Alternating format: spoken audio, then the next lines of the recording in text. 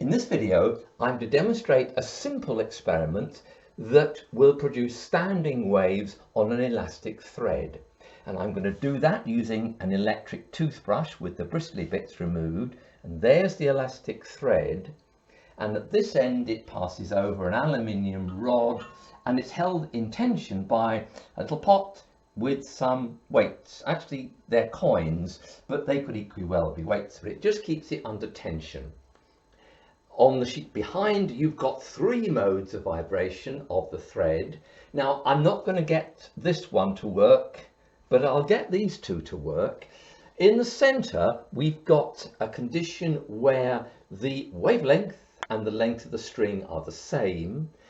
The bottom one is where the length of the string is 1.5 wavelengths. In order to go from this condition to that condition, I have to change the tension. Now, I play the cello, and in order to tune my cello, I have to tension or slacken the strings. But if you play any stringed instrument, you know that the length of the strings stays the same always. It's the tension that you change. Although actually there's something else, and if you look at my formula, you'll see there's an M in all of these. Now that is the mass per unit length of the elastic, in this case, or my cello strings. Now my cello strings all have a different mass per unit length. The lower note, the C, has a much higher mass per unit length than the upper note, the A. Now, let's just have a quick look at what will happen here. And there you have, that is the lower condition there. That is 3, the loops, 1.5 wavelengths, equaling the length of the elastic. Now I may be able to get it to go to the second one if I tension it a bit more.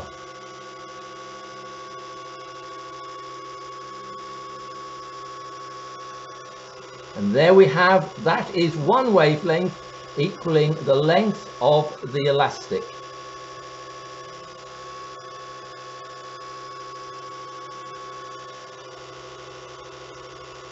There's a nice stable one. Right, let's summarize the experiment. If you remember, when we turned the toothbrush on, the condition that was stable was that one, where we had 3 loops. In other words, the length of the thread was 1.5 wavelengths. Now I've taken some readings of that condition for you. At that condition, the length L of the elastic thread was 0.5 meters. The tension, based on the number of coins in the little pot here, was 0.5 of a newton, and the mass per unit length of the elastic thread was 1.5 times 10 to the minus 3 kilograms per meter. So this enables you to calculate the frequency of the oscillation. So you need to take the tension, divide it by the mass per unit length, and then take the square root of that.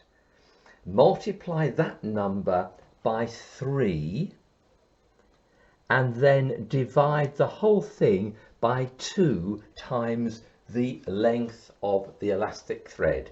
Now that's easy because the length of the elastic thread was 0.5 meters, so 2L is 1.